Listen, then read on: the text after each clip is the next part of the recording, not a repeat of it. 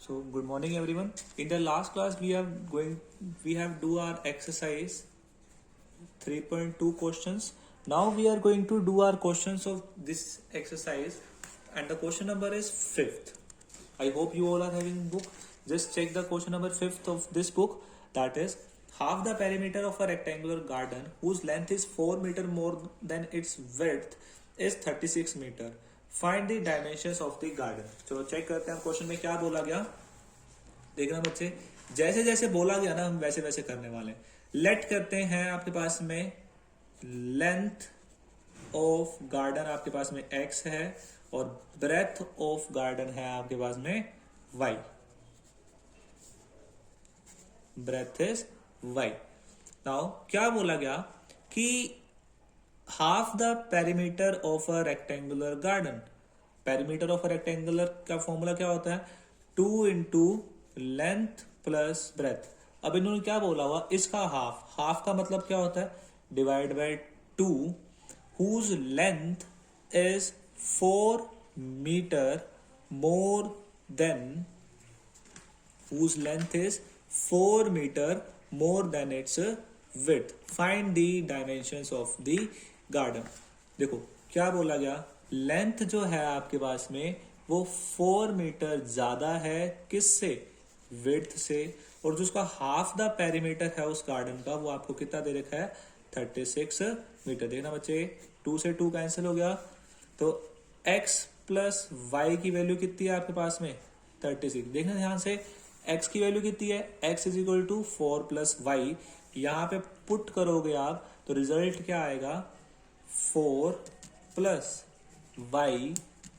Y is equal to 36. 4 plus Y कितना होगा? 2y is equal to 36. 2y की value कितनी आई आपके पास में? 36 माइनस का 4. तो देखना बच्चे, 2y इज इक्वल टू 32. तो y की वैल्यू देखो, 2 इधर मल्टीप्लाई में इधर आके क्या हो जाएगा? डिवाइड हो जाएगा. तो y की वैल्यू आपके पास में कितनी आई? 16 आई. ठीक है, तो आपको पता है कि x की वैल्यू तो क्या है? y से 4 ज्यादा है. 4 प्लस 16 कितना हुआ? 20. तो डायमेंशंस क्या आई उसके पास में? x की वैल्यू 20 और y की वैल्यू कितनी आई आपके पास में? 16. So, okay students, this is your 5th number question and now we are going to do second, that is 6th question.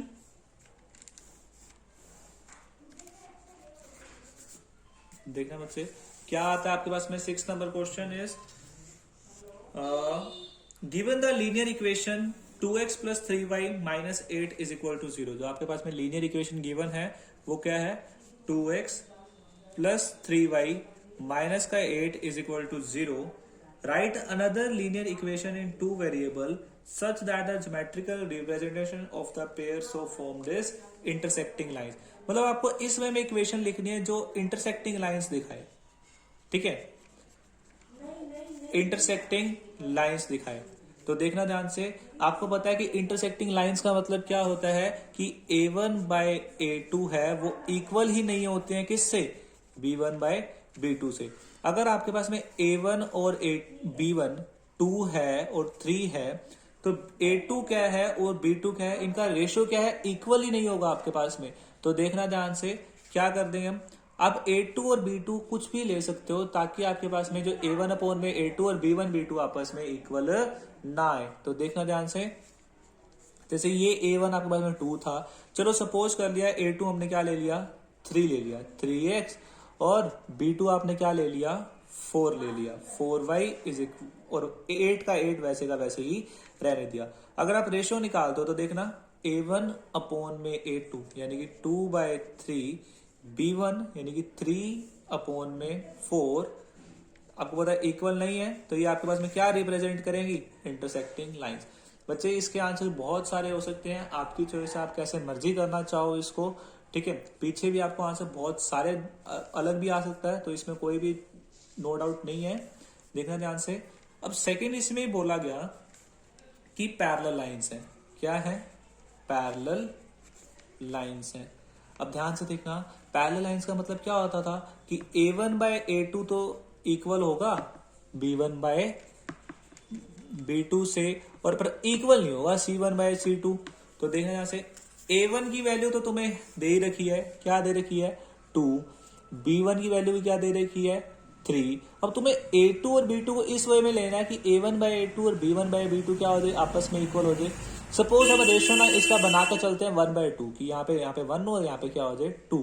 तो देखना 2 1 जा 2, चलो ठीक है, 2 2 जा क्या हो जाएगा 4। तो यानी कि जो दूसरी इक्वेशन आपके बनेगी 4x जो a2 हो गया प्लस 3 2 जा 6 6y। अब माइनस का 8 है, आपको पता है ये आपको इक्वल नहीं करना, तो ये 8 है तो आप ये कुछ भी ले लो 9 10 11 12 13 14, पर 16 नहीं लोगे, 16 लोगे तो 1/2 हो जाएगा। तो ध्यान से देखना मैंने क्या ले लिया 9, तो जिससे आपके पास में देखना इक्वेशन क्या बनी a1 अपॉन में a2 2/4 इक्वल है 3/6 के, पर ये इक्वल नहीं है -8 अपॉन में -9 के। देखना ये तो 1/2 बन जाएगा आपके पास में, पर ये इसके इक्वल नहीं है, तो ये लाइन क्या बन गया आपके पास में पैरेलल। तो इक्वेशन क्या लिख दी हमने पैरेलल लाइंस की। अब इसी में ही थर्ड है आपके पास में कोइंसिडेंट, चलो चेक करते हैं।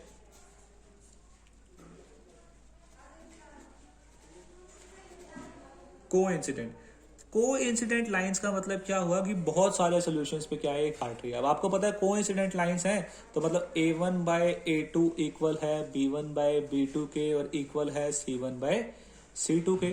चलो चेक करते हैं अब इसमें क्या बोला गया, देखना ध्यान से। जैसे हमने चलो मान के चला, जैसे हमने पैरेलल लाइंस में 1/2 रेशियो बनाया था, यहाँ पे भी 1/2 बनाते हैं। अगर 1/2 बनाओगे तो देखना इसको जब 1 के लिए तो आपके पास में एक इक्वेशन दे ही रखी है, तो 2 के लिए करोगे तो देखना ध्यान से 2 2 जा 4 3 2 जा 6 8 2 जा 16, बस कर दो multiply 4x plus 6y minus का 16 इज इक्वल टू 0।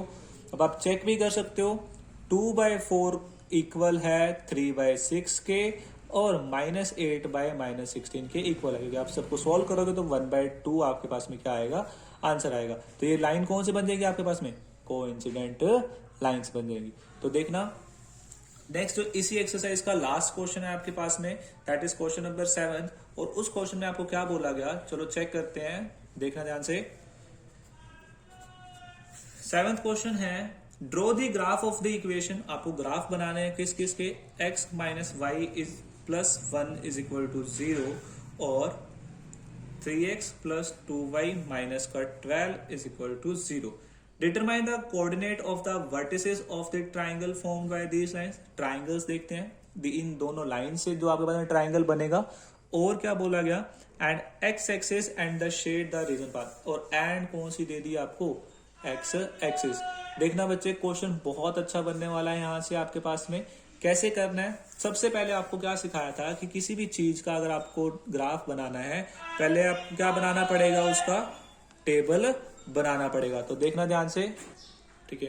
और टेबल बनाने के लिए आपको क्या सिखाया था मैंने कि 2 टेबल बना दिए। ये सपोज आपके पास में x माइनस वाई प्लस 1 इधर आके क्या हो जाएगा -1 हो जाएगा, और ये देखना 3x प्लस 2y माइनस 12 इधर आके क्या हो जाएगा प्लस हो जाएगा आपके पास में इधर जाके। देखो ध्यान से, once again I am repeating that is x minus Y plus 1 इधर आगे क्या हो जाएगा माइनस का हो जाएगा, तो x minus Y is equal to -1 3x plus 2y minus का 12 इधर आगे क्या हो जाएगा प्लस हो जाएगा। देखो ध्यान से, तो मैं बताया था कि x और y एक बार x को 0 रखेंगे और एक बार क्या रखेंगे y को 0। सिमिलरली यहाँ पे भी एक बार x को 0 और एक बार क्या रखेंगे y को 0। तो देखना ध्यान से क्या बोला, जब हमने इस इक्वेशन में x को 0 रखा तो minus Y is equal to -1 बचेगा, माइनस से माइनस कट देगा तो ये क्या बन गया 0,1। वही बात करते हैं y की वैल्यू क्या है आपके पास में 0, अगर y को 0 रखा तो x की वैल्यू क्या आ जाएगी अकेली -1। अब देखो ध्यान से, जैसे बात करी गई कि अब x को 0 रखो, 3 इंटू 0 0 हो गया, 2y इज इक्वल टू 12, 2 इधर आके क्या हो जाएगा डिवाइड हो जाएगा, तो y is equal to 12 upon में 2 यानी कि 6। अगर अब y को 0 रखते हो 2 into 0 0, 3x is equal to 12 हो गया, तो 3 इधर आके क्या हो जाएगा डिवाइड हो जाएगा, तो x की वैल्यू कितनी होगी आपके पास में 4 आएगी। और आपको क्या सिखाया था, कोऑर्डिनेट हमेशा x, y की फॉर्म में लिखते हैं, यानी कि 0,1 हो गया एक कोऑर्डिनेट और एक कोऑर्डिनेट हो गया -1,0। तो यहाँ पे कोऑर्डिनेट्स क्या होंगे आपके पास में, देखो बच्चे ध्यान से, दैट इज 0,6 और 4,0 और एक आपको क्या दी हुई है, एक्स एक्सिस दी हुई है। तो देखो ध्यान से ग्राफ कैसे बनेगा इसका,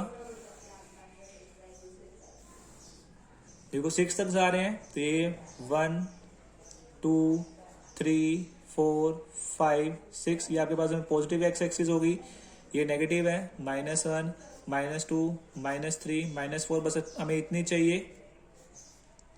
वाई वाली भी हम नहीं लिखते हैं, एक बार 0 0 कर देते हैं इसको, क्योंकि सारा कुछ हमारा पॉजिटिव में ही है। देखना ध्यान से, ये बस 1 2 3 4 5 और ये आपके पास में क्या हो जाएगी, 6 हो गया। चलो चेक करते हैं अब ग्राफ में क्या बोला गया। पहले अगर इसका बनाता 0,1 x0 y1, ये रहा पॉइंट आपके पास, ठीक है। फिर बात करते हैं -1,0, -1 कहाँ पे, ये रहा, और एक्स वाई कहाँ है, 0 यही है। जब आप इसको ड्रॉ करते हो तो लाइन आपके पास में कैसे बनेगी, कुछ ऐसे सी जाएगी, क्या यहाँ से पास होगी, ठीक है। तो ये आपको बताया था, इक्वेशन भी लिखनी होती है इसके ऊपर। ये कौन सी इक्वेशन की है, x - y इक्वल्स टू -1। चलो चेक करते हैं अब दूसरी, 0,6 0x की और y की क्या बनेगी आपके पास में, 6। देखो ये रहा पॉइंट आपके पास में। फिर बात करते हैं 4,0 की, 4x का, ठीक है, 4 क्या बनेगा आपके पास में, x का और y 0। यहाँ पे जब आप इसको ज्वाइन करते हो तो एक स्ट्रेट लाइन, अगेन ये लाइन आती है, ये बन गई। देखो ध्यान से, इंटरसेक्शन पॉइंट क्या होगा इसका, ये वाला। अब इन्होंने बोला कि ट्राइंगल आपके पास में बनना चाहिए यहाँ पे, ठीक है। तो ट्राइंगल तो हमें बनता हुआ दिखाई दे रहा है ना बच्चे, देखना ध्यान से, एक्स एक्सिस के बीच में, और कोऑर्डिनेट्स बताने हैं आपको। देखो ये डार्क कर रहा हूं, जो आपके पास में ट्राइंगल बन रहा है, ठीक है। देखो डार्क कर दिया, इसको शेड भी कर देता हूं थोड़ा सा, आपको दिख रहा होगा ये ट्राइंगल अच्छे से, है ना। तब इसे कोऑर्डिनेट्स बताने हैं, तो देखना ध्यान से, कोऑर्डिनेट जब आप इसके निकाल लोगे, देखो जब एक्चुअल मेजरमेंट करोगे तो कोऑर्डिनेट्स आपके पास में आएंगे, जरूर आएंगे, ठीक है। वर्टिसेस निकालना है, ये वाला तो आपको पता ही है क्या होने वाला है, ये वाला बोलो बच्चे क्या होगा, साथ साथ में बोलते रहो। इस कोऑर्डिनेट की जो वैल्यू होगी वो होगी -1,0, और जो इस कोऑर्डिनेट की वैल्यू होगी वो आपके पास में क्या होगी, 4,0।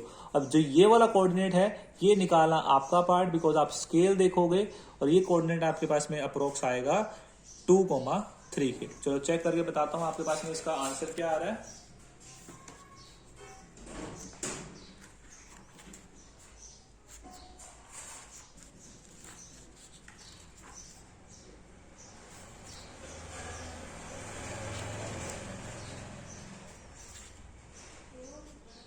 यस, जो आपके पास में आंसर आ रहा है वो इसका कोऑर्डिनेट है 2,3।